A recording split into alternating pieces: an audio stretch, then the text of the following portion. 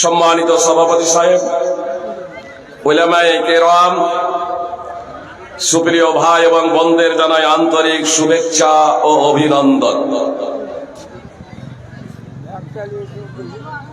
আলহামদুলিল্লাহ, আমরা আসরের পর থেকেই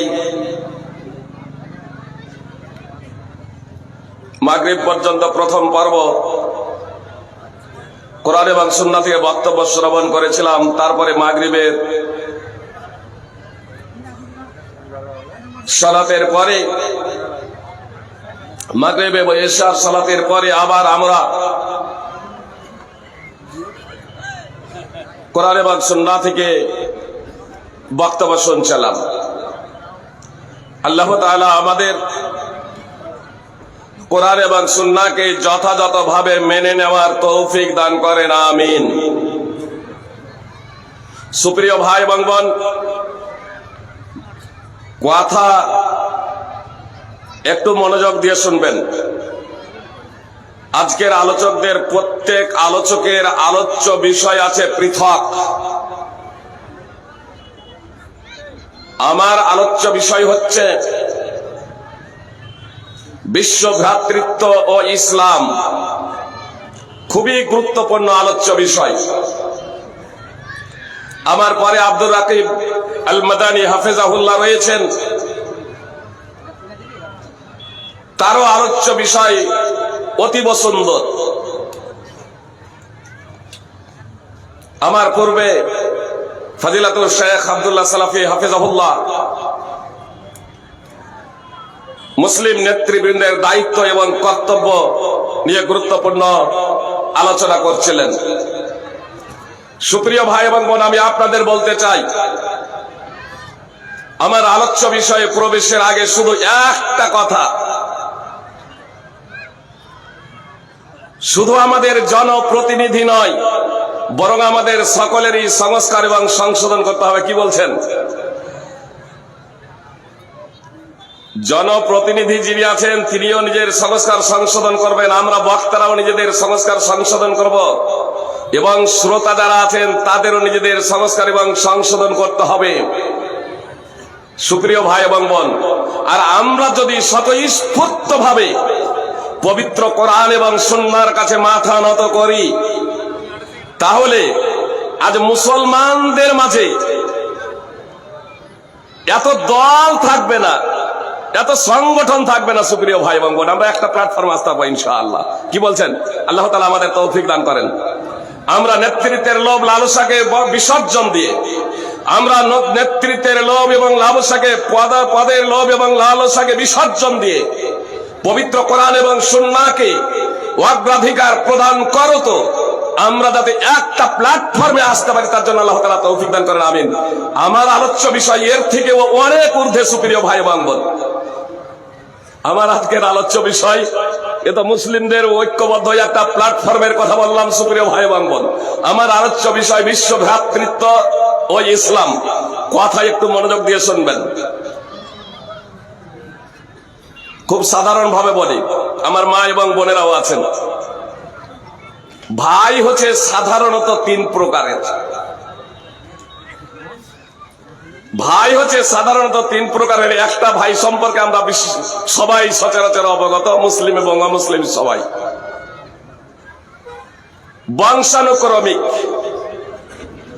বংশানুক্রমিক ভাই, আত্মীয়তার মাধ্যমে ভাই। এক প্রকার ভাই হলো বংশানুক্রমিক এবং আত্মীয়তার মাধ্যমে ভাই। এক প্রকার ভাই হলো ধর্মের মাধ্যমে, দ্বীনের মাধ্যমে। দুই, আর এক প্রকারের ভাই হলো মূলগত দিক থেকে। বিষয়টা বুঝতে পারেননি? আল উখুওয়া ফিল আসল, ভ্রাতৃত্ব মূলগত দিক থেকে, অর্থাৎ এই মানব জাতির আদি পিতা মাতা, পৃথিবীতে যে আজকে প্রায় 800 কোটি মানুষ এই 800 কোটি মানুষের পিতা মাতা একজন নর এবং একজন নারী। বানোয়েব থেকে যেটা স্কুলে পড়ানো হয়ে থাকে এটা অতীত, এর বিজ্ঞানগত কোনো ভিত্তি নেই, আর প্র্যাকটিক্যালও বাস্তবতা তার কোনো অস্তিত্ব নেই। আমার চিড়িয়াখানাতে যুগ যুগ কাল ধরে দেখে আসছেন আপনার যে বন মানুষগুলো, ওই বন মানুষগুলো এখন পর্যন্ত মানুষ হতে পারেনি, ওই বন মানুষগুলো এখন পর্যন্ত মানুষ হতে পারেনি, তো বানর এর থেকে মানুষ হয়ে যাবে অটোমেটিকলি। সুপ্রিয় ভাই এবং বোন, এর নির্বোধ ছাড়া কেউ ধারণা পোষণ করতে পারে না।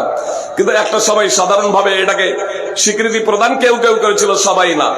আলহামদুলিল্লাহ বিজ্ঞান এটা আজ স্বীকৃতি প্রদান করেছে যে 800 কোটি মানুষের পিতা মাতা যে জেনেটিক পদ্ধতির মাধ্যমে তারা প্রমাণ করেছেন যে পৃথিবীতে যে 800 কোটি প্রায় মানুষ, এদের আদি পিতা মাতা একজন নর এবং একজন নারী।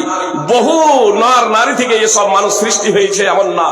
এ মানব জাতি বানর এর থেকে সৃষ্টি হয়েছে, পশু থেকে সৃষ্টি হয়েছে এমন না। এরা হচ্ছে সম্মানিত জাতি, সম্মানিত সব থেকে শ্রেষ্ঠতর সৃষ্টি। যে এই মানব জাতিকে আল্লাহ তাআলা সৃষ্টির শ্রেষ্ঠত্বের আসনে বসিয়েছিলেন শিক্ষার মাধ্যম দিয়ে। অবশ্য তারপরে এই মানুষ সার্বিকভাবে সকলেই শ্রেষ্ঠতর এমনটি না। আপনারা যদি পবিত্র করার অধ্যয়ন করেন তাহলে এই মানুষকে আবার বলা হয়েছে সৃষ্টির সেরা, আবার এই মানুষকেই বলা হয়েছে আপনার সৃষ্টির সব থেকে নিকৃষ্টতম প্রাণী।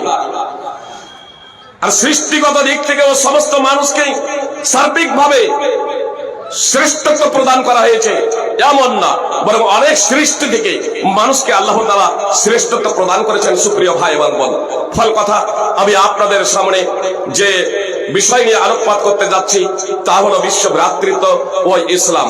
তাহলে আমরা এই বিষয়টাকে বোঝার প্রচেষ্টা করব সুপ্রিয় ভাই এবং বোন, যে আমরা ইসলাম বলে যে আদি পিতামাতার দিক থেকে তথা আদম এবং হাওয়া এই দুইজন হচ্ছে আমাদের আদি পিতামাতা। বাইবেলের ওই টেস্টামেন্টও এ তথ্যই হয়েছে সুপ্রিয় ভাই এবং বোন, এবং হিন্দু ধর্মগ্রন্থ কিছু কিছু আপনার এ ধরনের শব্দ এরকম রয়েছে সুপ্রিয় ভাই এবং বোন।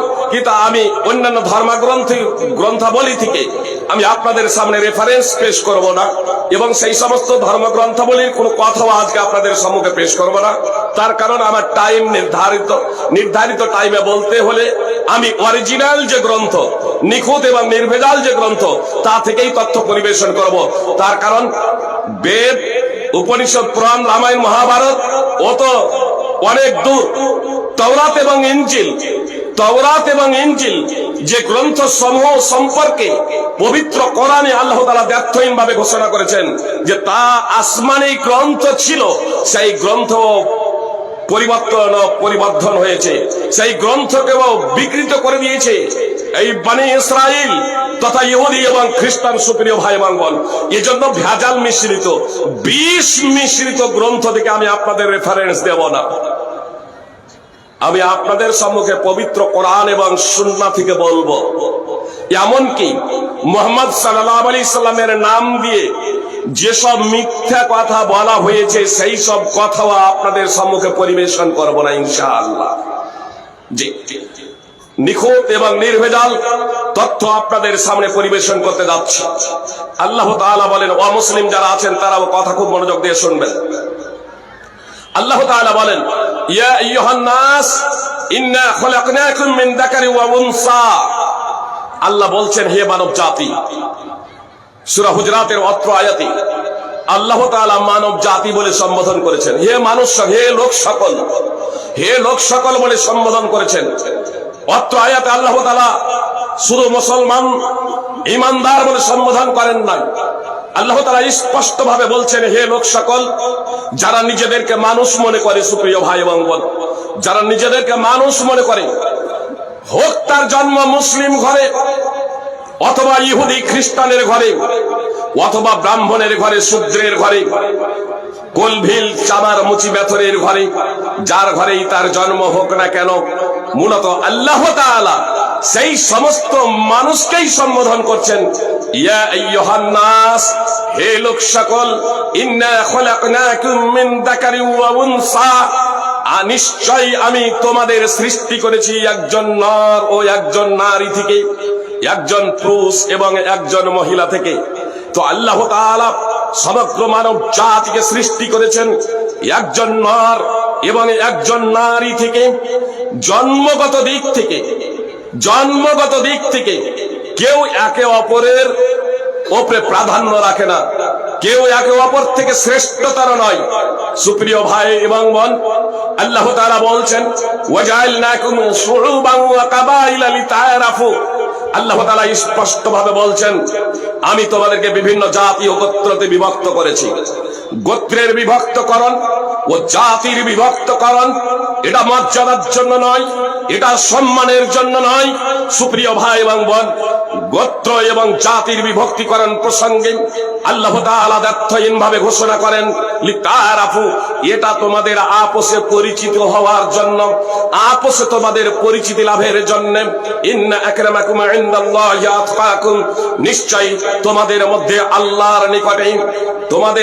আল্লাহর নিকটে সর্বোত্তম ব্যক্তি হলো সেই ব্যক্তি যে যত বেশি সংযমশীল, যে যত বেশি পরহেজগার, যে যত বেশি মুত্তাকি, যে যত বেশি আল্লাহওয়ালা।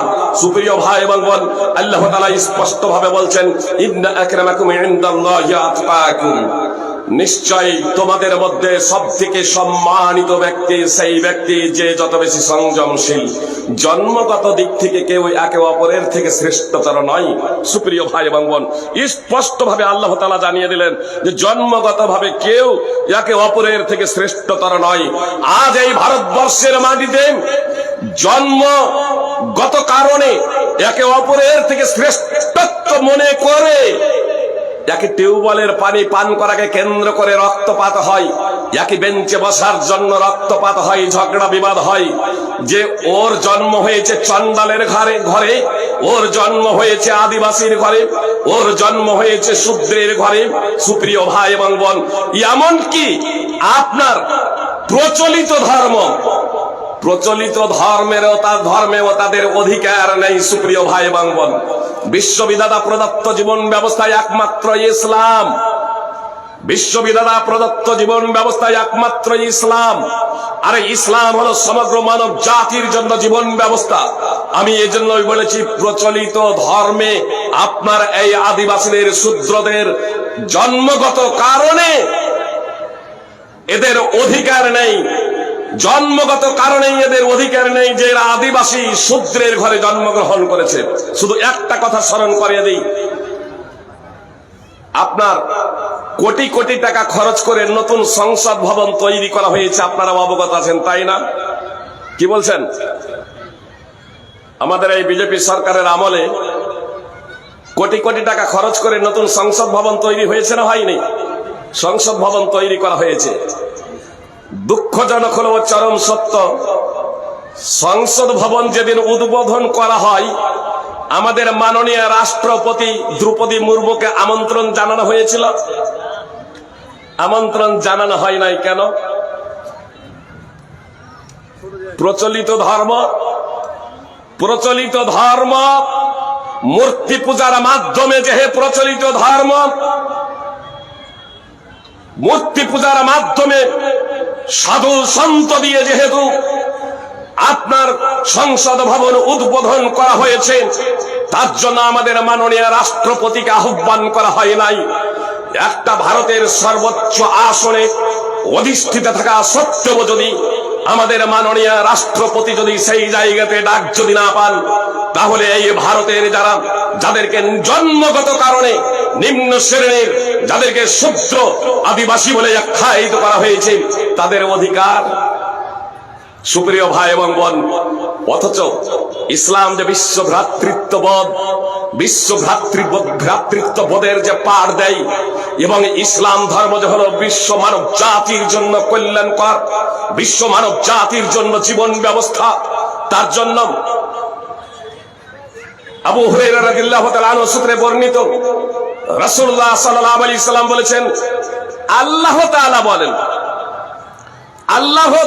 বলেন ইবনা আদম, হে আদম সন্তান, মানে তোমার জন্ম ইহুদির ঘরে হোক, মুসলিমের ঘরে হোক, খ্রিস্টানের ঘরে হোক, আর আদিবাসীর ঘরে হোক, চন্ডালের ঘরে হোক, মুচিমেথরের ঘরে হোক, ইবনা আদম, হে আদম সন্তান, তাফাররাগ লি ইবাদাতি, আমার ইবাদতের জন্য তুমি সময় বের করো। আমার ইবাদতের জন্য বিশ্ববিধাতা সবাইকে তার ইবাদতের জন্য সময় বের করতে বলছেন। আল্লাহ তাআলা বলছেন, যদি আমার ইবাদতের জন্য তুমি সময় বের করো, তোমরা যদি আমার ইবাদত করো, আগনা সাদরাকা গেনা ওয়া আসুদ্দা ফাকরাক, তবে আমি তোমার অন্তরকে অভাব মুক্ত করে দেব এবং তোমার অভাব অনটন দূর করে দেব। সুপ্রিয় ভাই এবং বোন, কোটি কোটি সম্পদের মালিক হওয়া, কোটি কোটি সম্পদের মালিক হওয়া অভাব মুক্ত হওয়া নয়, অভাব অনটন দূর হওয়া নয়।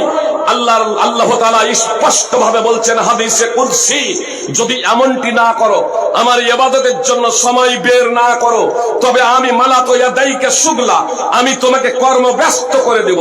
একটি বর্ণনা আছে মালাতু সাদরাকা শুগলা, আমি তোমার অন্তরে টেনশন ভরে দেব। ওয়ালা মাসুদ্দা ফাকরাক, এবং আমি তোমার অভাব অনটন দূর করব না।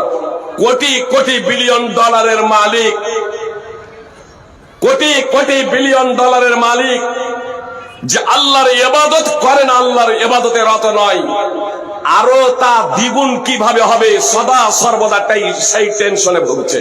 হয়তো এই গরিব হয়ে যাব, হয়তো এই ধন সম্পদ আমার চলে যাবে। সুপ্রিয় ভাই এবং বোন, এই ধন সম্পদ আল্লাহ তাআলা মানুষকে পরীক্ষা করার জন্য দেন, কিন্তু মানসিক টেনশন মুক্ত জীবন যাপন, সুখ স্বচ্ছন্দ লাভ, এটা আল্লাহ তাআলার ইবাদত ছাড়া প্রকৃত অর্থে অর্জন করা সম্ভব নয়, সম্ভব নয়। সুপ্রিয় ভাই এবং বোন, তো আল্লাহ তাআলা হাদিসে কুদসির মাধ্যমে স্পষ্ট ভাবে জানিয়ে দিলেন সমগ্র মানব জাতিকে যে ইবাদতে তোমার অধিকার আছে, ইবাদতে অধিকার আছে। সুনানে তিরমিজি হাদিস নম্বর 2466, সুনানে ইবনে মাজাহ হাদিস নম্বর 4107, আল্লাহ তাআলা পবিত্র কোরআনে স্পষ্ট বলেছেন, ইয়া আইয়ুহান নাসু উবুদু রাব্বাকুমুল্লাযী খালাকাকুম ওয়াল্লাযীনা মিন ক্বাবলিকুম লাআল্লাকুম তাত্তাকুন। হে মানব জাতি, ইবাদত শুধু ব্রাহ্মণের ঘরে জন্মগ্রহণ করেছে সেই করবে ইবাদত, ক্ষত্রিয় ঘরে জন্মগ্রহণ করেছে তাই নয়। ইবাদত করার জন্য আল্লাহ তাআলা সমগ্র মানব জাতিকে আহ্বান জানাচ্ছেন, হোক সে মুসলমান অথবা ইহুদি খ্রিস্টান, হোক সে চান্দাল সাঁওতাল, হোক সে আদিবাসী, যে কোনো জাতি সে হোক না কেন, সমগ্র মানুষকে আল্লাহ তাআলা বলছেন, ইয়া আইয়ুহান নাস, হে মানব জাতি, হে লোক সকল, উবুদু রাব্বাকুমুল্লাযী খালাকাকুম, তোমরা তোমাদের সেই পালন কর্তার উপাসনা করো, তোমরা তোমাদের সেই রবের উপাসনা করো যিনি তোমাদেরকে সৃষ্টি করেছেন, ওয়াল্লাযীনা মিন ক্বাবলিকুম, এবং তোমাদের পূর্ববর্তীদেরও সৃষ্টি করেছিলেন। সুপ্রিয় ভাই এবং বোন, অজ্ঞ লোকেরা বলে রাম রহিম গডস ভগবান সব এক। আরে সব এক না, সব এক না। রাম রহিম গডস ভগবান কৃষ্ণ মোহাম্মদ সব এক। আরে এরা তো সব সৃষ্টি। সুপ্রিয় ভাই বোন, একমাত্র আল্লাহ তাআলা যে গডের গডেস আর ভগবানের ভগবতী, ঈশ্বরের ঈশ্বরী, কিন্তু আল্লাহ তাআলার কোন স্ত্রীলিঙ্গ নাই। আপনার রহিম রাম শ্রীকৃষ্ণ এরা তো জন্মগ্রহণ করেছিলেন, তাদের পিতামাতা আছে। আল্লাহ কে? আপনার সূরা ইখলাস 112 নম্বর সূরাটি পূর্ণরূপে আপনারা অধ্যয়ন করবেন।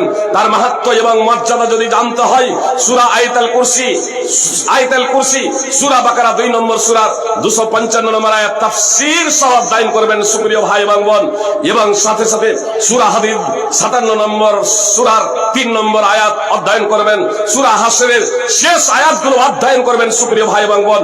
আল্লাহকে, রবকে নিখিল জগতের সে সম্পর্কে কিছু না হলেও আপনারা জানতে পারবেন সুপ্রিয় ভাই এবং বোন। তো সেই মহান আল্লাহ তাআলা স্পষ্ট ভাবে আহ্বান করছেন, স্পষ্ট ভাবে মানুষকে নির্দেশ দিচ্ছেন যে তোমরা তোমাদের সেই পালন কর্তার উপাসনা করো যিনি তোমাদেরকে সৃষ্টি করেছেন এবং তোমাদের পূর্ববর্তীদেরকে সৃষ্টি করেছিলেন যাতে তোমরা সংযমশীল হতে পারো, যাতে তোমরা তাকওয়াবান হতে পারো, যাতে তোমরা মুত্তাকি হতে পারো, যাতে তোমরা পরহেজগার হতে পারো, যাতে তোমরা আল্লাহ তাআলার বিধিনিষেধ মেনে চলে আল্লাহ তাআলার সন্তুষ্টি অর্জনে ধন্য হতে পারো, আল্লাহ তাআলার শাস্তি থেকে তোমরা বেঁচে যেতে পারো। তো আল্লাহ তাআলা স্পষ্ট ভাবে বললেন পৃথিবীর সকল মানুষকে, ইয়া আইয়ুহান নাস ইন্না খলাকনাকুম মিন যাকারিন ওয়া উনসা, হে লোক সকল, নিশ্চয় আমি তোমাদেরকে একজন নর ও একজন নারী থেকে সৃষ্টি করেছি এবং তোমাদেরকে বিভিন্ন জাতি ও গোত্রে বিভক্ত করেছি। ওয়া জাআলনাকুম শুউবান ওয়া কাবাইলা লিতাআরাফু, তোমাদের আপসে পরিচিতির জন্য। ইন্না আকরামাকুম ইনদাল্লাহি আতকাকুম, নিশ্চয় আল্লাহর নিকটে তোমাদের মধ্যে সবথেকে সম্মানিত মর্যাদা সম্পন্ন ব্যক্তি হলো সেই ব্যক্তি যে যত বেশি আল্লাহ তাআলার বিধিনিষেধ মেনে চলে। ইন্নাল্লাহা আলিমুন খাবীর, নিশ্চয় আল্লাহ তাআলা সর্বজ্ঞ এবং সর্ব বিষয়ে সম্যক অবহিত। সূরা হুজরাত 49 নম্বর সূরার 13 নম্বর আয়াত। আর ইয়া আইয়ুহান নাস উবুদু রাব্বাকুমুল্লাযী খালাকাকুম ওয়াল্লাযীনা মিন ক্বাবলিকুম লাআল্লাকুম তাত্তাকুন, যেখানে আল্লাহ তাআলা সমগ্র মানব জাতিকে তার ইবাদতের জন্য আহ্বান জানিয়েছেন। এই আয়াতটি হচ্ছে সূরা বাকারা 2 নম্বর সূরার 21 নম্বর আয়াত। আবু নাজরা তিনি বলেন, আবু নাজরা থেকে বর্ণিত, তিনি বলেন তিনি আমার কাছে হাদিস বর্ণনা করেছেন, যিনি রাসূল সাল্লাল্লাহু আলাইহি সাল্লামের খুতবা বক্তব্য শুনেছিলেন আইয়ামে তাশরীকের মাঝে, অর্থাৎ বিদায়ী হজ্জে রাসূলুল্লাহ সাল্লাল্লাহু আলাইহি সাল্লাম যুলহিজ্জা মাসের 12 তারিখে মিনাতে বক্তব্য প্রদান করতে গিয়ে বলেছিলেন, ইয়া আইয়ুহান নাস, হে লোক সকল, ইয়া আইয়ুহান নাস, হে মানব জাতি, আলা ইন্না রাব্বাকুম ওয়াহিদ, জেনে রাখো নিশ্চয়ই তোমাদের প্রতিপালক একজন, নিশ্চয়ই তোমাদের রব একজন। ওয়া ইন্না আবাকুম ওয়াহিদ, এবং নিশ্চয়ই তোমাদের পিতাও একজন। সূরা নিসার 1 নম্বর আয়াত অধ্যয়ন করবেন তাফসীর সহ। আল্লাহ বলছেন, ইয়া আইয়ুহান নাস উবুদু রাব্বাকুমুল্লাযী খালাকাকুম, ইয়া আইয়ুহান নাস উবুদু রাব্বাকুমুল্লাযী খালাকাকুম। আল্লাহ তাআলা বলছেন, হে মানব জাতি, তোমরা তোমাদের সেই পালনকর্তাকে ভয় করো যিনি তোমাদেরকে সৃষ্টি করেছেন মিন নাফসি ওয়াহিদা, ইয়া আইয়ুহান নাস তাকু রাব্বাকুমুল্লাযী খালাকাকুম মিন নাফসি ওয়াহিদা, হে লোক সকল, তোমরা তোমাদের সেই পালনকর্তাকে ভয় করো যিনি তোমাদেরকে সৃষ্টি করেছেন এক সত্তা থেকে, ওয়া খালাকা মিনহা যাওজাহা, এবং সেই সত্তা থেকে তার অর্ধাঙ্গিনীকে সৃষ্টি করেছেন, ওয়া বাসতা মিনহুমা রিজালান কাসীরা ওয়া নিসা, এবং উভয় থেকে একজন নর এবং একজন নারী থেকে বহু নর এবং নারীকে পৃথিবীতে ছড়িয়ে দিয়েছেন। আজকে প্রায় 800 কোটি যে মানুষ এই পৃথিবীতে পুরুষ এবং মহিলা, ওই একজন নর এবং নারী থেকে। তো আল্লাহ তাআলা বলছেন, তোমাদের সেই পালনকর্তাকে ভয় করো যিনি তোমাদেরকে একজন সত্তা থেকে সৃষ্টি করেছেন। সুপ্রিয় ভাই এবং বোন, তো মুহাম্মদ সাল্লাল্লাহু আলাইহি সাল্লাম বিদায় হজ্জে বক্তব্য প্রদান করত রাসূল সাল্লাল্লাহু আলাইহি সাল্লাম স্পষ্ট ভাবে বললেন, হে লোক সকল, নিশ্চয় জেনে রাখো নিশ্চয় তোমাদের প্রতিপালক একজন, ওয়া ইন্না আবাকুম ওয়াহিদ, নিশ্চয় তোমাদের পিতা একজন। আলা লা ফাদলা লিআরাবিয়িন আলা আজামি, জেনে রাখো আরাবিয়ান ব্যক্তির অনারব ব্যক্তির উপরে কোনো প্রাধান্য নাই। আজকে আমরা ভারতীয় হয়ে ভারতীয়রাই একে অপরের বিরুদ্ধে জন্মগত কারণে একে অপরের রক্ত ঝরাতে দ্বিধাবোধ করি না। আর মুহাম্মদ সাল্লাল্লাহু আলাইহি সাল্লাম নিখিল বিশ্বের দূত, নিখিল বিশ্বের সমগ্র মানব জাতির সার্বজনীন রাসূল। সুপ্রিয় ভাই এবং বোন, মুহাম্মদ সাল্লাল্লাহু আলাইহি সাল্লাম, সেই মুহাম্মদ সাল্লাল্লাহু আলাইহি সাল্লাম বলছেন, আরাবিয়ান ব্যক্তির ওয়ানারব ব্যক্তির উপরে কোনো প্রাধান্য নাই। এ কথা বললেন না তিনি কুরাইশ বংশে জন্মগ্রহণ করেছিলেন, তিনি বললেন না যে কুরাইশ বংশের মাহাত্ম্য এবং মর্যাদা বেশি বা আরাবিয়ানদের মর্যাদা বেশি, এ কথা বললেন না। নবী সাল্লাল্লাহু আলাইহি সাল্লাম বলছেন, যেহেতু সমগ্র মানব জাতি একজন, সমগ্র মানব জাতির পিতা হলো একজন, সমগ্র মানব জাতির পিতা হলো একজন, এজন্য জন্মগত কারণে একে অপরের থেকে কেউ শ্রেষ্ঠতর নয়। নবী সাল্লাল্লাহু আলাইহি সাল্লাম বললেন, আলা লা ফাদলা লিআরাবিয়িন আলা আজামি, জেনে রাখো আরাবিয়ান ব্যক্তির অনারব ব্যক্তির উপরে কোনো প্রাধান্য নাই, ওয়ালা লিআজামিয়িন আলা আরাবি, আর অনারব ব্যক্তিরও আরাবিয়ান ব্যক্তির উপরে কোনো প্রাধান্য নাই, ওয়ালা আহমারা আলা আসওয়াদ, কালোর উপরে আমরা সাধারণভাবে অনুবাদ করে দিই, কালোর উপরে সাদার কোনো প্রাধান্য নাই, কিন্তু আল্লাহ রাসূল সাল্লাল্লাহু আলাইহি সাল্লাম এখানে আহমার শব্দ ব্যবহার করেছেন। আহমার মানে হচ্ছে রক্তিম বর্ণ, লাল।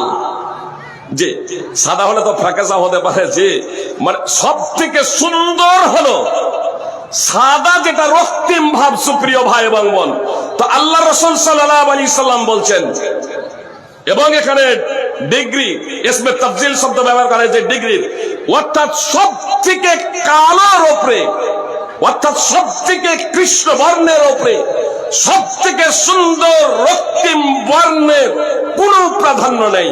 ইউরোপের মাটিতে আজকে সাদা কালোকে কেন্দ্র করে কত রক্ত ঝরছে। সুপ্রিয় ভাই এবং বোন, মুহাম্মদ সাল্লাল্লাহু আলাইহি সাল্লাম স্পষ্ট ভাবে বলে দিলেন, সব থেকে কালোর উপরে সব থেকে ভালোর কোন প্রাধান্য নেই। ওয়ালা আসওয়াদা আলা আহমারা ইল্লা বিত্তাকওয়া, আর সব থেকে সুন্দরের উপরেও সব থেকে কালোর কোনো প্রাধান্য নেই। যখন সব থেকে কালোর উপরে সব থেকে সুন্দরের কোনো প্রাধান্য নেই কথাটা বলে দিলেন, তখন এটা যথেষ্ট ছিল।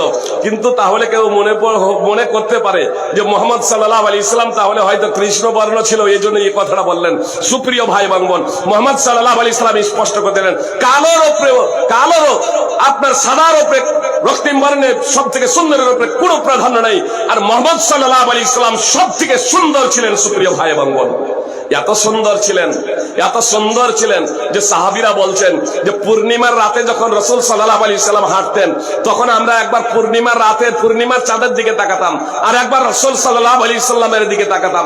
মুহাম্মদ সাল্লাল্লাহু আলাইহি সাল্লাম এত সুন্দরতম ব্যক্তি ছিলেন। সুপ্রিয় ভাই এবং বোন, মুহাম্মদ সাল্লাল্লাহু আলাইহি সাল্লাম ভাবে ঘোষণা করলেন, জন্মগত কারণে একে অপরের থেকে কেউ শ্রেষ্ঠতর নয়, একে অপরের থেকে কেউ শ্রেষ্ঠতর নয়। রঙের কারণে, বর্ণের কারণে একে অপরের থেকে কেউ শ্রেষ্ঠতর নয়। নবী সাল্লাল্লাহু আলাইহি সাল্লাম স্পষ্ট করে দিলেন, ইল্লা বিত্তাকওয়া, তবে তাকওয়ার ভিত্তিতে, বিশ্ববিধাতা আল্লাহ তাআলার ভয় ভীতির মাধ্যমে, যার অন্তরে যত ভয় ভীতি আছে। সুপ্রিয় ভাই এবং বোন, আপনি বলবেন আমি আল্লাহকে সব থেকে বেশি ভয় করি, যে এ কথাটা বলা একমাত্র মুহাম্মদ সাল্লাল্লাহু আলাইহি সাল্লামের জন্যই সাজে। যে মুহাম্মদ সাল্লাল্লাহু আলাইহি সাল্লাম বলেছিলেন একটা প্রেক্ষাপটে, আমি সব থেকে বেশি আল্লাহর অনুগত, আমি সব থেকে বেশি আল্লাহ তাআলাকে ভয় করি। সহিহ বুখারী ও মুসলিমের হাদিস, হাদিস নম্বর 5, সহিহ বুখারীর 5063। এত ব্যতীত পৃথিবীতে আমরা একে অপরের থেকে শ্রেষ্ঠতর সব থেকে বেশি আল্লাহকে ভয় করি, এ কথা অন্তত বলা যেতে পারে না। তার কারণ আপনাদের অন্তর সম্পর্কে, আপনাদের ব্যক্তি সম্পর্কে এতগুলো মানুষ বসে আছেন, আমি অবগত না। এমন ব্যক্তি হতে পারেন যে ফাইজি থেকে অনেকেই আছেন যারা আল্লাহ তাআলার নিকটে প্রিয়, কোরআন এবং সুন্নাহকে বাস্তবায়নের জন্য বেশি তৎপর। সুপ্রিয় ভাই এবং বোন, এখানে যতগুলো লোক বসে আছেন, এই যে কয়েক হাজার লোক বসে আছেন, এর মধ্যে অনেকেই ভালো হতে পারেন।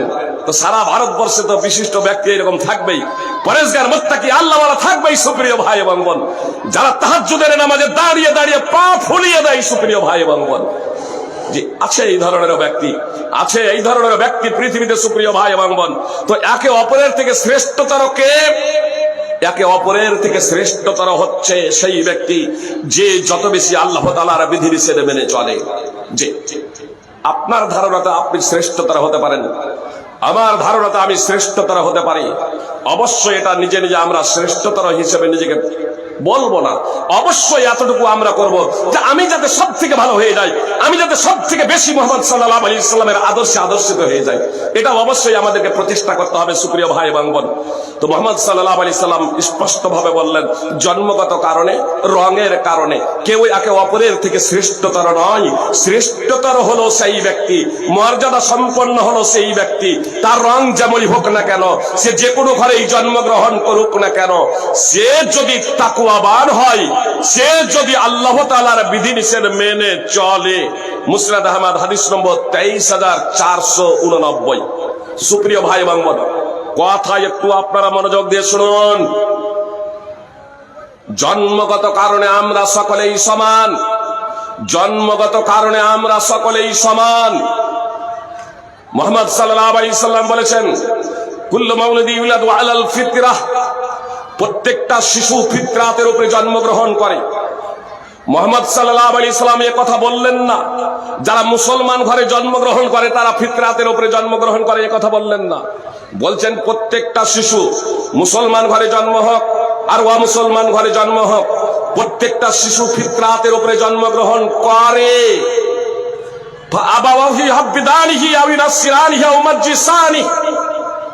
তারপর তার পিতামাতা তাকে ইহুদি বানায় অথবা খ্রিস্টান বানায় অথবা অগ্নি পূজক বানায়। সহিহ বুখারী হাদিস নম্বর 1385, সহিহ মুসলিম হাদিস নম্বর 2658, সহিহ মুসলিম এবং তিরমিজির একটি বর্ণনায় রয়েছে আয়ুশারিকানি, অথবা তার পিতামাতা তাকে মুশরিক বানায়। হাদিসের কোন ভান্ডারে আপনি এটা খুঁজে পাবেন না। আমি একজন সাধারণ ব্যক্তি, তবে বড় বড় শেখ, বিশেষ করে মদিনা ইউনিভার্সিটিতে যারা ডক্টরেট করেছেন হাদিসের ব্যাপারে, তাদেরকেও আমি একাধিক জনকে জিজ্ঞেস করেছি, শেখ আল্লাহ রাসূল সাল্লাল্লাহু আলাইহি সাল্লাম যে বললেন প্রত্যেকটা শিশু ফিতরাতের উপরে জন্মগ্রহণ করে, তারপর তার পিতামাতা তাকে ইহুদি বানায় অথবা খ্রিস্টান বানায় অথবা অগ্নি পূজক বানায় অথবা মুশরিক বানায় অর্থাৎ অমুসলিম বানায়, তো হাদিসের কোন ভান্ডারে কোন জায়গায় কি এ কথা লেখা আছে আয়ুসাল্লিমানিহি অথবা তার পিতামাতা তাকে মুসলমান বানায়? বলছে না, এ ধরনের কথা লেখা নাই। তো কেন নেই ভাই? আরে মুসলিম হয়েই তো জন্মেছে। কোন জায়গায় একটা বিল্ডিং তৈরি হয়ে আছে, মসজিদ তৈরি হয়ে আছে, তো মসজিদে যদি কাজ করি, মসজিদে যদি কাজ যদি করেন তাহলে কি বলবেন? এই মসজিদটা তৈরি করতে হবে বলবেন না? যদি পলাই ও যদি আপনার প্লাস্টার যদি করেন, মসজিদ তৈরি হয়েছে প্লাস্টার করেন, তাহলে বলবেন প্লাস্টার করতে হবে, রং করতে হবে, টাইলস মার্বেল বসাতে হবে, তাই বলবেন না? মসজিদটা তৈরি হয়ে আছে, তাহলে একটা ফাঁকা জায়গা আছে, তাহলে বলতে পারেন এখানে মসজিদ তৈরি করতে হবে। ফাঁকা জায়গা আছে, আপনি বলতে পারেন বাড়ি তৈরি করতে হবে। বাড়ি ভেঙে দিয়েছেন, এবার বলতে পারেন বাড়ি তৈরি করব। আপনার বাড়ি তৈরি হয়ে আছে, তাহলে আপনি বলবেন বাড়ি তৈরি করব। ওই বাড়ির উপরে ওই বাড়িটাকে আপনি তৈরি করব বলবেন। হ্যাঁ, একতলা আছে তো দোতলা তৈরি করব বলবেন।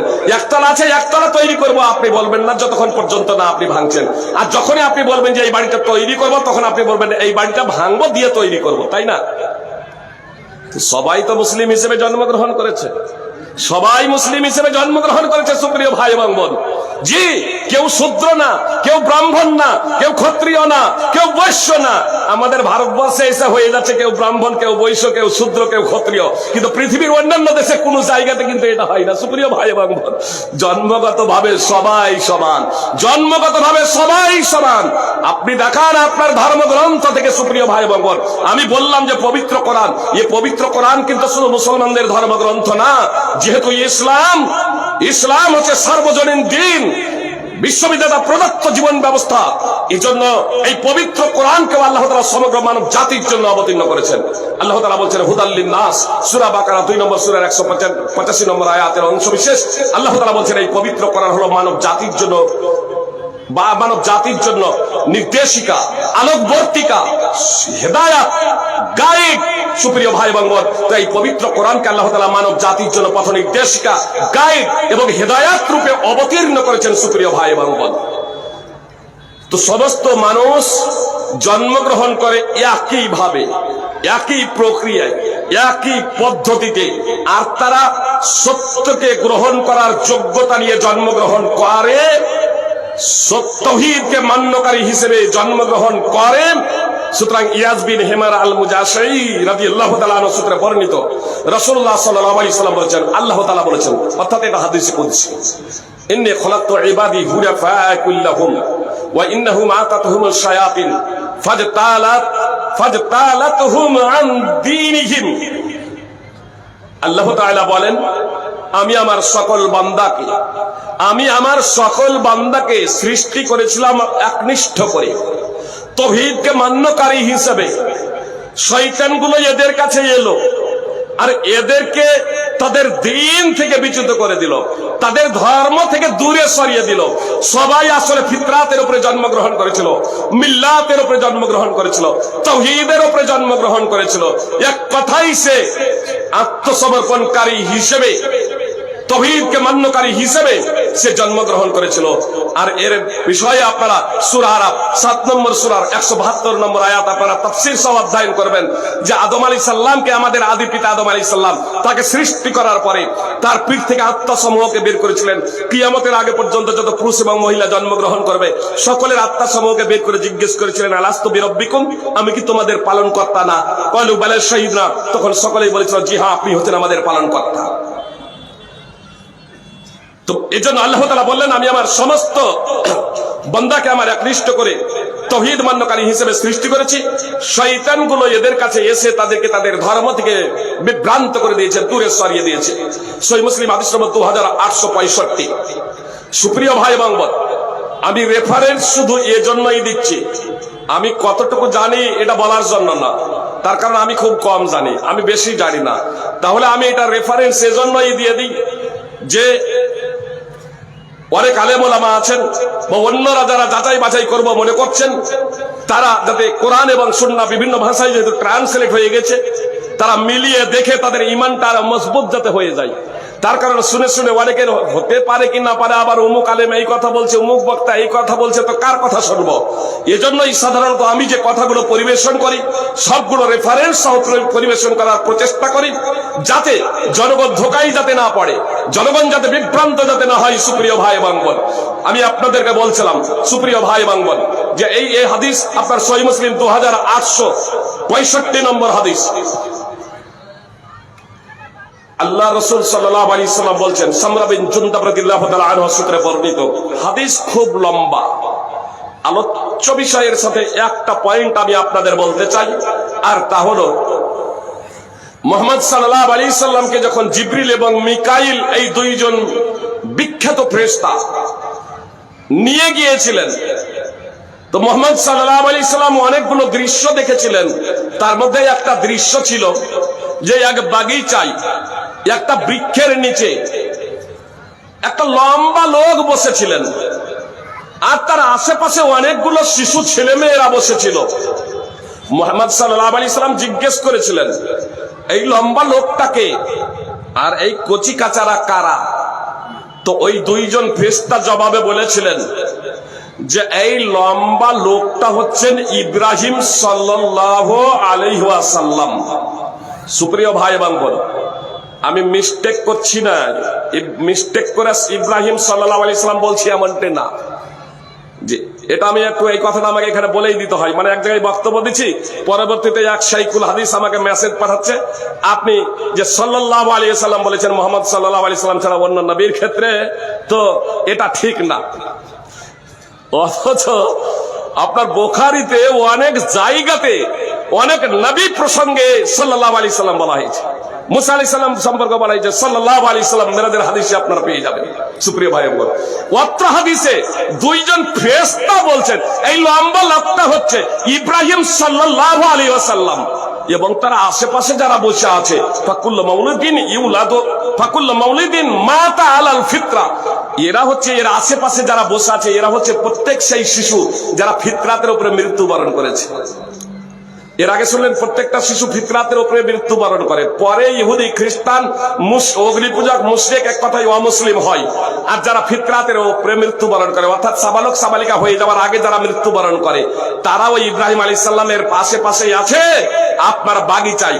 সাহাবায়ে কেরাম রাদিয়াল্লাহু তাআলা আনহুদের মধ্যে কেউ তবুও আরো বিষয়টা স্পষ্ট হওয়ার জন্য প্রশ্ন করে দিলেন, ওয়া আউলাদুল মুশরিকিন, মুশরিকদের ছেলে মেয়েরা, ওয়া মুসলিমদের ছেলে মেয়েরা, ওয়া মুসলিমদের ছেলে মেয়ে যারা কচি কাঁচা অবস্থায়, শিশু অবস্থায়, নাবালক নাবালিকা অবস্থায় মৃত্যুবরণ করেছে, তারা কোথায়? তো মুহাম্মদ সাল্লাল্লাহু আলাইহি সাল্লাম বললেন, ওয়া আউলাদুল মুশরিকিন, ওয়া মুসলিমদের ছেলে মেয়েরাও, মুশরিকদের ছেলে মেয়েরাও আপনার ইব্রাহিম আলাইহিস সালামের পাশে আশেপাশেই বাগিচায় তারাও রয়েছে, অর্থাৎ মুসলিমদের ছেলে মেয়েরাও রয়েছে, ওয়া মুসলিমদের ছেলে মেয়েরাও রয়েছে। সুপ্রিয় ভাই এবং বোন, ইসলাম বিশ্ব ভ্রাতৃত্বের ভিত্তিতে এ কথাই বলে স্পষ্টভাবে, ওই ভিত্তিক কথা। আল্লাহ তাআলা প্রদত্ত বিধান অনুযায়ী যে শিশু অবস্থায় যারা মৃত্যুবরণ করবে তারা জান্নাতে যাবে। সুপ্রিয় ভাই এবং বোন, সহিহ বুখারী হাদিস নম্বর 7047। এবার সাবালক সাবালিকা হয়ে গিয়েছেন, বালেগা হয়ে গেছেন। সুপ্রিয় ভাই এবং বোন, বিশ্ব ভ্রাতৃত্বের পাঠ ইসলাম দেয়। আনাবি হুরায়রা আন্না রাসূলুল্লাহ সাল্লাল্লাহু আলাইহি সাল্লাম কুল্লু আনাবি হুরায়রা আন্না রাসূলুল্লাহ সাল্লাল্লাহু আলাইহি সাল্লাম قال কুল্লু উম্মতি ইয়াদখুলুনাল জান্নাতা ইল্লা মান আবা ক্বালু ইয়া রাসূলুল্লাহ ওয়া মান ইয়াবা ক্বালা মান আতানি দাখালাল জান্নাহ ওয়া মান আসানি ফাকাদ আবা।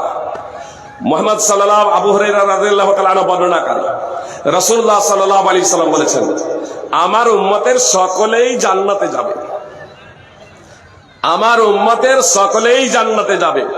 সুপ্রিয় ভাই এবং বোন, মুহাম্মদ সাল্লাল্লাহু আলাইহি সাল্লামের উম্মত শুধু মুসলমান না, মুসলমান না, শুধু মুসলমান না, মুহাম্মদ সাল্লাল্লাহু আলাইহি সাল্লামের উম্মত মুসলমান, ইহুদি, খ্রিস্টান, হিন্দু, জৈন, বৌদ্ধ, আদিবাসী, জি ব্রাহ্মণ, শূদ্র, ক্ষত্রিয়, বৈশ্য, এরা সবাই পৃথিবীতে যারা নিজেদেরকে মানুষ মনে করে, মুহাম্মদ সাল্লাল্লাহু আলাইহি সাল্লামের নবী এবং রাসূল হয়ে যাওয়ার পরে পৃথিবীতে যত মানুষ বেঁচে ছিল আর কিয়ামতের আগে পর্যন্ত যত মানুষ আসবে, সমস্ত মানুষই মুহাম্মদ সাল্লাল্লাহু আলাইহি সাল্লামের উম্মত। এবার মুহাম্মদ সাল্লাল্লাহু আলাইহি সাল্লাম বলছেন, কুল্লু উম্মতি ইয়াদখুলুনাল জান্নাতা ইল্লা মান আবা, আমার উম্মতের সকলে জান্নাতে যাবে তবে যে অস্বীকার করেছে। সাহাবায়ে কেরাম বলছেন, ওয়া মান ইয়াবা, আল্লাহ রাসূল সাল্লাল্লাহু আলাইহি সাল্লাম কে অস্বীকার করবে? সাহাবায়ে কেরাম এই হাদিস থেকে কি বুঝেছিলেন বলেন তো? আল্লাহ রাসূল সাল্লাল্লাহু আলাইহি সাল্লাম যখন বললেন আমার উম্মতের সকলে জান্নাতে যাবে তবে যে অস্বীকার করেছে, যদি বলেন যে রাসূল সাল্লাল্লাহু আলাইহি সাল্লামকে মানতে অস্বীকার করা, তো মুহাম্মদ সাহাবাদের সামনে তো মুহাম্মদ সাল্লাল্লাহু আলাইহি সাল্লামকে মানতে আপনার মক্কার অনেক মুশরিকরা অস্বীকার করেছিল, অনেক ইহুদি এবং খ্রিস্টানরা অস্বীকার করেছিল, অনেক অগ্নি পূজকরা অস্বীকার করেছিল, এমনকি কুরাইশরাও অনেকেই অস্বীকার করেছিল মুহাম্মদ সাল্লাল্লাহু আলাইহি সাল্লামকে রাসূল মানতে। সুপ্রিয় ভাই এবং বোন, তাহলে তো তাদের কাছে বিষয়টা স্পষ্ট ছিল, কিন্তু তারপরেও তারা এই কথা কেন বলছেন? আল্লাহ রাসূল অস্বীকার কে করবে?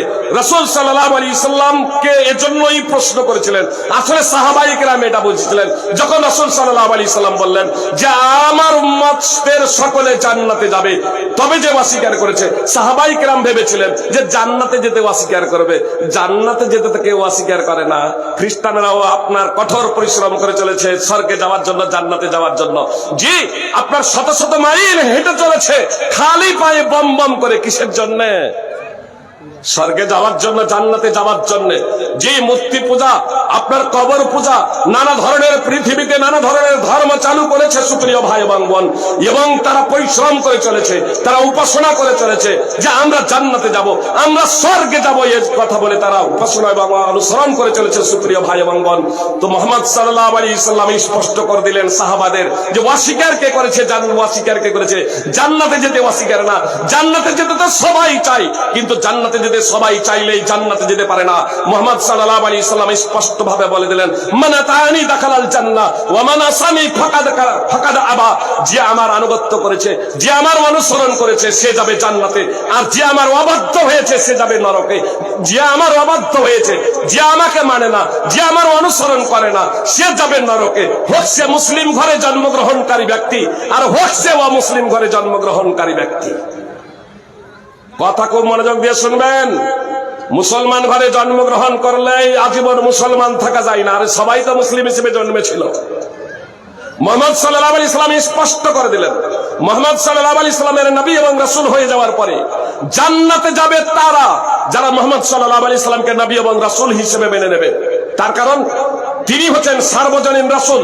আল্লাহ তাআলা বলেন, কুল ইয়া আইয়ুহার রাসূল কুল ইয়া আইয়ুহান নাস ইন্নী রাসূলুল্লাহি ইলাইকুম জামিআ। মুহাম্মদ সাল্লাল্লাহু আলাইহি সাল্লাম আপনি বলে দিন, আল্লাহ বলতে বলছেন মুহাম্মদ সাল্লাল্লাহু আলাইহি সাল্লামকে, আপনি বলে দিন হে লোক সকল, নিশ্চয় আমি তোমাদের সকলের জন্যই রাসূল হিসেবে প্রেরিত হয়েছি। সূরা আরাফ 7 নম্বর সূরার 158 নম্বর আয়াত। তাই মুহাম্মদ সাল্লাল্লাহু আলাইহি সাল্লাম বললেন, আমার উম্মতের সকলে জান্নাতে যাবে, তবে যে অস্বীকার করেছে। সাহাবায়ে কেরাম যখন প্রশ্ন করলেন কে অস্বীকার করবে, রাসূল সাল্লাল্লাহু আলাইহি ওয়াসাল্লাম স্পষ্ট ভাবে জানিয়ে দিলেন, মান তাআনি দাখালাল জান্নাহ ওয়া মান আসানি ফাকাদ আবা। যে আমার অনুসরণ করেছে সে জান্নাতে যাবে, আর যে আমার অনুসরণ করেনি, যে আমাকে রাসূল বলে স্বীকৃতি প্রদান করে আমার আদর্শকে গ্রহণ করেনি, সেই যাবে জাহান্নামে, সেই যাবে নরকে। সহিহ বুখারী হাদিস নম্বর 7280। সুপ্রিয় ভাই এবং বোন, কথা স্পষ্ট ভাবে শুনুন। যেহেতু আমরা সমগ্র মানব জাতি হলাম একই পিতামাতার সন্তান, একই পিতামাতার সন্তান, আর জীবন ব্যবস্থা হিসেবে আল্লাহ তাআলা ইসলামকে প্রদান করেছেন।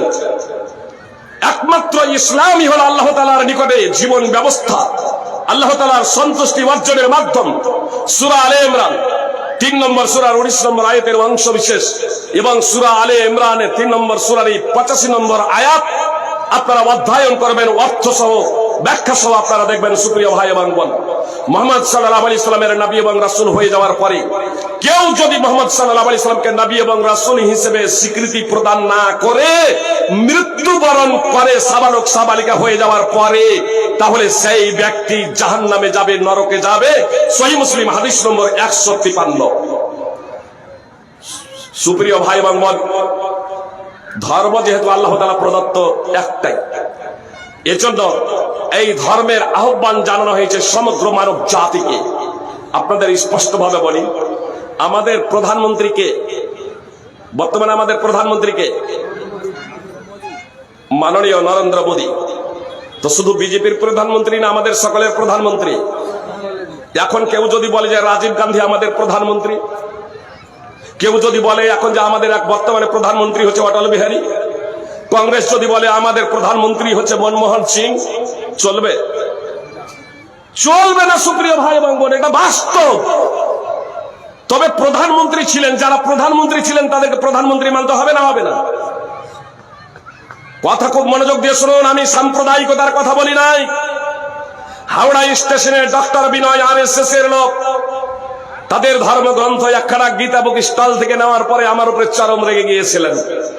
বলছেন বুঝি আপনারা সাম্প্রদায়িকতা ছড়ানোর জন্য আমাদের বইগুলো পড়েন। আমি বললাম না, আমরা সাম্প্রদায়িকতা ছড়ানোর জন্য এগুলো পড়ি না। বলছে কেন নেবেন, আপনাদের মাদ্রাসায় এগুলো পড়ানো হয়। আমি বলছি আমাদের মাদ্রাসাতেও পড়ানো হয় না, কোন মাদ্রাসাতে আমাদের নিজামিয়া মাদ্রাসায় এসব বই পড়ানো হয় না। বলছে আপনি কেন নেবেন? আমি বললাম এটা পড়ার জন্য, জানার জন্য এটা কি আছে। বলছে না, এগুলো আপনি পড়তে পারেন না, এগুলো হচ্ছে আমাদের ধর্মগ্রন্থ, আপনাদের ধর্মগ্রন্থ আপনারা পড়বেন। আমি বললাম যে দাদা, সাম্প্রদায়িকতা কাকে বলে আপনি আমাকে বলবেন, আমি বেশি লেখাপড়া করিনি। সাম্প্রদায়িকতা কাকে বলে এটাও আমি জানি না, তো যদি সঙ্গেটা দেন তাহলে একটু ভালো হয়। উনি সাম্প্রদায়িকতার সঙ্গে দেন না। তখন আমি বললাম আপনি বেদ পড়েছেন? বলছেন না না, এত মোটা বইয়ের কেন কথা বলেন। আমি বললাম তো অনেকেই তো অনেকখানা, অনেক 4-এর অধিক বেদের কথা বলেছেন, মশহুর বেদ হচ্ছে 4খানা, তো বই একখানাও পড়েননি। এইভাবে তার ধর্মগ্রন্থ রামায়ণ মহাভারত থেকে নিয়ে উপনিষদ পুরাণের কথা যখন বলতে শুরু করলাম, বলছে এসব বই পড়ি না। শেষে বলছেন এই পুস্তিকাগুলো আমরা পড়ি। তা আমি বললাম যে সম্ভবত কোনো কালে আসমানি গ্রন্থ ছিল, সম্ভবত। আমি বললাম কনফার্ম না, সম্ভবত। তবে এখন যদি অধ্যয়ন করেন তাহলে বুঝতে পারবেন যে এটা মানব রচিত। মানে এত যদি সম্ভবত কোনো কালে আসমানি গ্রন্থ থেকেও থাকে, তাহলে তাতে এত ভেজাল মিশে গিয়েছে যে তা রুচি সম্পন্ন, বোধ শক্তি সম্পন্ন ভালো মানুষ দ্বারা এতে সবকিছু সংরক্ষিত আছে বা লেখা আছে, তা আপনি নিজেই বিশ্বাস করবেন না। দিয়ে আমি বললাম যে শুনেন, সম্ভবত নাসেরার ধর্মগ্রন্থ ছিল, নাসেরার ধর্মগ্রন্থ ছিল বাইবেল, এবং খ্রিস্টানদের ধর্মগ্রন্থ ছিল আপনার ইনজিল, ইহুদিদের ধর্মগ্রন্থ ছিল তাওরাত, আর বর্তমানে সমগ্র মানব জাতির ধর্মগ্রন্থ হলো পবিত্র কোরআন। সেদিন আমি এই উদাহরণটাই পেশ করেছিলাম প্রধানমন্ত্রীদের। ভদ্রলোক শিক্ষিত ছিলেন, সঙ্গে সঙ্গে তিনি বলছেন যে আপনাকে চিনতে পারিনি, আমাকে ক্ষমা করবেন। আমি মানে তাকে বললাম আপনি বলছেন এগুলো হচ্ছে আমাদের কোরআন হচ্ছে আপনাদের বাইবেলদের বা খ্রিস্টানদের, ইহুদিদের। তা আমি বললাম যে আপনি সাম্প্রদায়িকতার কথা বলছেন না, আমি সাম্প্রদায়িকতার কথা বলছি। আপনি তো ভাগ করছেন আর আমি তো ভাগ করি না, আমি তো ভাগ করি না। সুপ্রিয় ভাই এবং বোন, সবাই বেশি এই কথা খুব মনোযোগ দিয়ে শুনুন। কোন খ্রিস্টান যদি এসে আমাকে বলে আমি মুহাম্মদ সাল্লাল্লাহু আলাইহি সাল্লামকে মানি না, কোন ইহুদি যদি আমাকে এসে বলে আমি মুহাম্মদ সাল্লাল্লাহু আলাইহি সাল্লামকে রাসূল হিসেবে মানি না, আর আপনি একজন মুসলিম হিসেবে আপনি যদি বলেন ও খ্রিস্টান বাবু, ও খ্রিস্টান ভাই, ও ইহুদি ভাই, তোমরা যখন মুহাম্মদ সাল্লাল্লাহু আলাইহি সাল্লামকে মানো না রাসূল হিসেবে, তাহলে আমিও ঈসা আর মুসা আলাইহিস সালামকে নবী ও রাসূল হিসেবে মানি না, তাহলে জেনে রাখুন আপনি নির্ঘাত কাফের, আপনি মুসলমান না, আপনি মুসলমান না, মুসলমান না। যদি আপনি কোনো একজন নবীকে অস্বীকার করেন, তাহলে আমি সাম্প্রদায়িক হলাম না, আপনি সাম্প্রদায়িক হলেন। যে সূরা নিসা 4 নম্বর সূরার 150 এবং 151 নম্বর আয়াত অধ্যয়ন করুন। পৃথিবীতে যত নবী রাসূল আল্লাহ প্রেরণ করেছেন, সমস্ত নবী রাসূলের প্রতি আমাদের ঈমান আনয়ন করতে হবে, তবেই। আর যদি ঈমান আনয়ন না করি, তাহলে নির্ঘাত কাফের। আল্লাহ তাআলা তার জন্য শাস্তি নির্ধারণ করে রেখেছেন। সমস্ত নবী রাসূলকে যদি মেনে নেই, তাহলেই আল্লাহ তাআলা পুরস্কৃত করবেন। সূরা নিসার 152 নম্বর আয়াত। পৃথিবীতে অনেক নবী রাসূল আল্লাহ পাঠিয়েছিলেন, কতগুলো নবী রাসূলের কথা উল্লেখ করেছেন, ইতিহাস বৃত্তান্ত বলেছেন, আর কতগুলো নবী রাসূলের বৃত্তান্ত ইতিহাস আল্লাহ তাআলা জানান নাই। সূরা নিসা 4 নম্বর সূরার 164 নম্বর আয়াত। সুপ্রিয় ভাই এবং বোন, তো সেই সমস্ত নবী, আমি বললাম শ্রীকৃষ্ণ যদি কোনো কালের নবী থেকে থাকেন, শ্রীরাম যদি কোনো কালের নবী থেকে থাকেন, যদি নবী থেকে থাকেন, কথাটা মনোযোগ দিয়ে শুনুন, যদি শ্রীকৃষ্ণ কোন যুগের নবী ছিলেন, তাহলে প্রত্যেক মুসলমান তাকে নবী বলে বিশ্বাস করে। আর যদি নবী ছিলেন, তাহলে জেনে রাখবেন মহাভারত আর পুরাণে তার সম্পর্কে যে লেখা আছে, 16,000-এরও অধিক গোপনীকে নিয়ে রঙ্গলীলা করেছিল। আমি মুসলিম হিসেবে, আমরা মুসলিম হিসেবে যে কথা বলি, যে আমরা মনে করি শ্রীকৃষ্ণ যদি আপন যুগে নবী ছিলেন, তাহলে তার নামে এটা মিথ্যা অপবাদ, তার চরিত্রের উপরে এটা মিথ্যা কলঙ্ক অপবাদ দেওয়া হয়েছে। তার কারণ নবীগণ প্রত্যেকেই সৎ চরিত্রের অধিকারী ছিলেন। সুপ্রিয় ভাই এবং বোন, সুপ্রিয় ভাই এবং বোন, টাইম মাত্র আর 2 মিনিট, কথা খুব মনোযোগ দিয়ে শুনুন। টাইম যেহেতু আর 2 মিনিট, আলোচক যিনি আছেন তিনি চলে আসবেন, মাদানী আব্দুর রাকিব আল মাদানী হাফেজাহুল্লাহ। কথা খুব মনোযোগ দিয়ে শুনুন। সুপ্রিয় ভাই এবং বোন, ইসলাম বিশ্ব ভ্রাতৃত্ব এবং ইসলাম এটা সার্বজনীন এবং এটা কত কল্যাণকর, এবং এই ইসলাম বিশ্ব ভ্রাতৃত্ব এবং এই বিষয়টাকে যদি আমরা বুঝে তার যদি অনুসরণ করি, তাহলে পৃথিবীতে শান্তি প্রতিষ্ঠিত হবে ইনশাআল্লাহ। ইসলাম কাউকে বাধ্য করে না বলপূর্বক তুমি মুসলিম হও। ইসলামী শাসন ক্ষমতা আছে, জি, আপনি ইসলামী শাসন ক্ষমতা তো। আব্দুল্লাহ সালাফি হাফিজাহুল্লাহ ভাই বলছিলেন যে শুধু মুসলিমদের নেতা, আরে ইসলামী শাসন ক্ষমতাও যদি থাকে, কথা খুব মনোযোগ দিয়ে শুনুন। অবশ্য উনি একটা প্রেক্ষাপটে বলেছিলেন, মানে পার্লামেন্টে, যেহেতু এখানে সংখ্যাগরিষ্ঠ মুসলিম, তাহলে পার্লামেন্টে যদি এই জনগণের কথা না বলেন তো আর কে বলবে, এই দৃষ্টিকোণ থেকে বলেছিলেন। ইসলামী শাসন ক্ষমতাও যদি থাকে, আমি ইসলামী দৃষ্টিকোণ থেকে বলছি, ইসলামী শাসন ক্ষমতাও যদি কোথাও থাকে, ইসলামী যদি শাসক যদি থাকে, আর সেই জায়গাতে যদি অমুসলিম থাকে, ইহুদি খ্রিস্টান আদিবাসী কোলভিল চামার মুচিবেতর তারাও যদি থাকে, সুপ্রিয় ভাই এবং বোন, ইসলামী শাসন ক্ষমতায় তারা যদি দাঙ্গা ফাসাদ না করার যদি তারা যদি অঙ্গীকার যদি করে, তারা যদি অঙ্গীকার করে যে আমরা দাঙ্গা ফাসাদ করব না, আমরা আমাদের ধর্মকে আমাদেরকে পালন করতে দিন, আমরা খুন খারাপি করব না, তাহলে এই অধিকার ইসলাম তাদেরকে দেবে। সুপ্রিয় ভাই এবং বোন, ইসলাম দিয়েছে। সুপ্রিয় ভাই এবং বোন, লা ইয়াকরাহু ফিদ-দীন কাদ তাবায়ানা রুশদু মিনাল গায়। ইসলাম ধর্মে বাধ্যবাধকতা নেই, হক হেদায়েত সত্য আপনার মিথ্যা বিভ্রান্ত থেকে আপনার পৃথক হয়ে গেছে। সূরা বাকারা 2 নম্বর সূরার 256 নম্বর আয়াত। এই আয়াত তখন অবতীর্ণ হয়েছিল যখন আনসার, যে মদিনার আনসারীরা মুসলমান হয়েছিলেন একটা প্রেক্ষাপটে, জি, তারা যখন মুসলমান হন নাই, তখন তাদের সন্তান, মানে সেই মহিলা যাদের সন্তান হতো না, তারা এই মানত করত যে আল্লাহ তুমি যদি একটা সন্তান দাও, ইহুদি বানিয়ে দেবো। আর কোন ক্রমে সন্তান হয়ে গেলে তাকে ইহুদি বানিয়ে দেওয়া হতো। যখন মুসলমান হলেন, একটা প্রেক্ষাপটে তারা বলেছিলেন যে আমাদের সন্তানকে আমরা বলপূর্বক মুসলমান বানিয়ে দেব।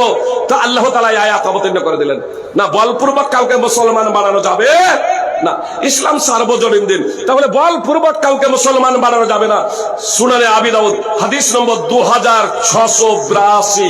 সুপ্রিয় ভাই এবং বোন, তাহলে সার্বিকভাবে সুপ্রিয় ভাই এবং বোন, ইসলাম সবাইকে নিরাপত্তা দেয় এবং একজন জিম্মিকে ইসলামী শাসন ক্ষমতায় ইসলামী শাসন ক্ষমতায় বসবাসকারী যাকে নিরাপত্তার প্রতিশ্রুতি দেওয়া হয়েছে, এই ধরনের একজন ব্যক্তিকে, অর্থাৎ ইসলামী শাসন ক্ষমতায় বসবাস করে, সে কর দেয়, ট্যাক্স দেয়, তারপরেও কোন যদি ব্যক্তি তাকে যদি হত্যা করে, মুহাম্মদ সাল্লাল্লাহু আলাইহি সাল্লাম বলছেন, মান কাতালা নাফসাম মুআহাদান লাম ইয়ারিহ রাইহাতাল জান্নাহ ওয়া ইন্না রিহাহা লা ইউজাদু মিন মাসিরাতি 40 আমা।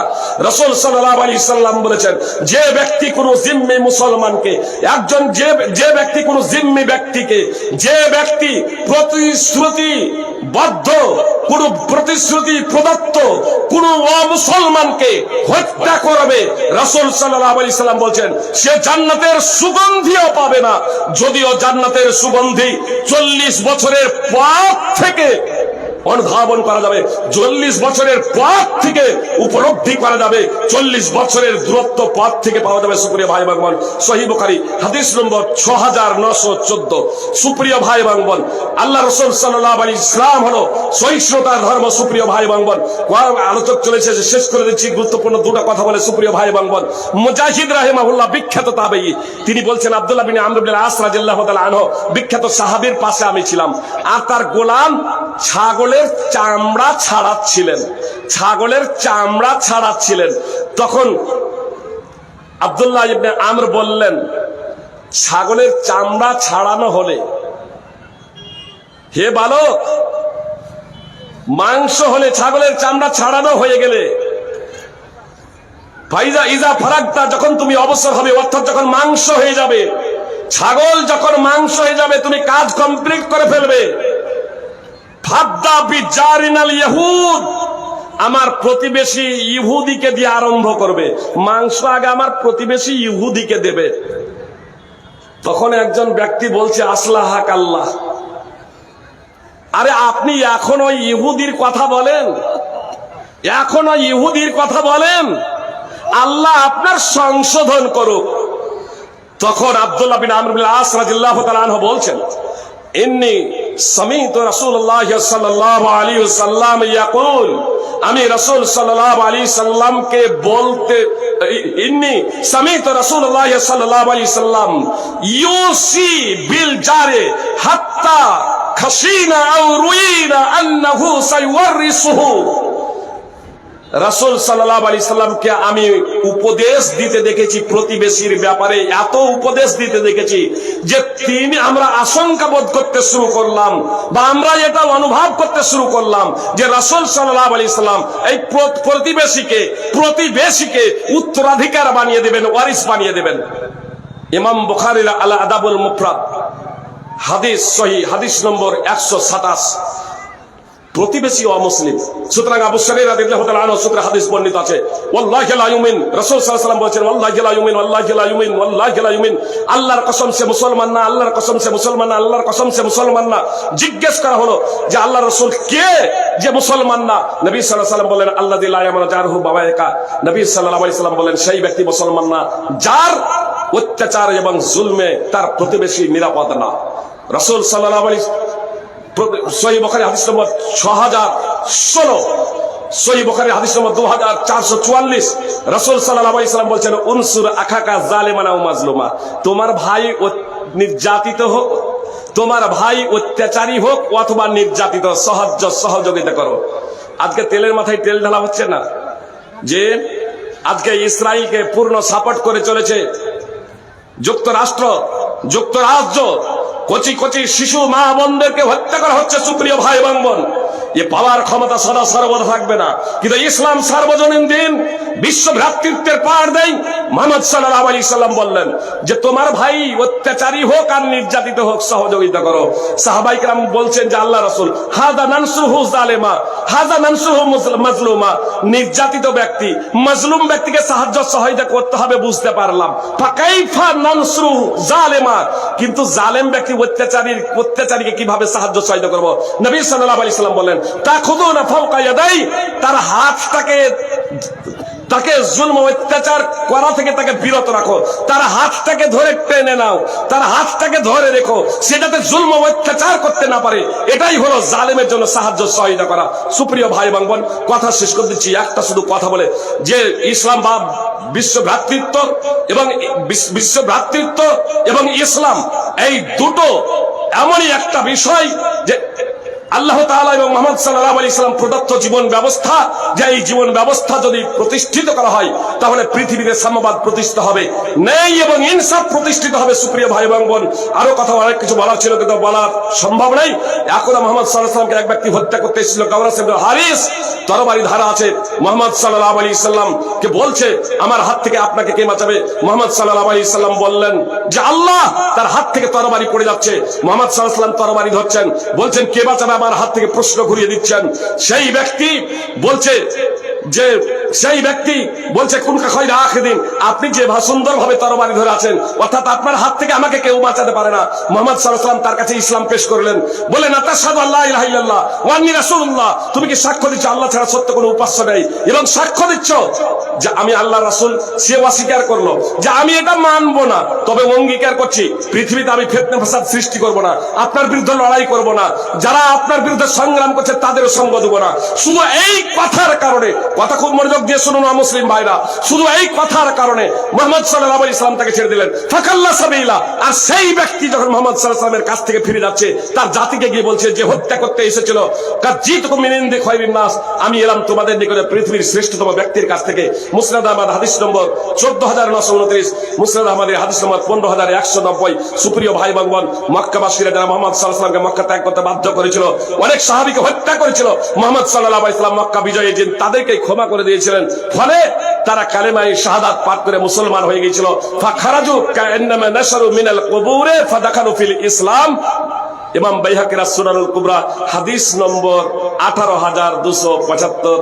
আল্লাহ তাআলা আমাদের প্রত্যেককে পবিত্র করেন, সুন্নাহ অনুযায়ী জীবন যাপন করার তৌফিক দান করেন। আমিন। আসসালামু আলাইকুম ওয়া রাহমাতুল্লাহি ওয়া বারাকাতুহু।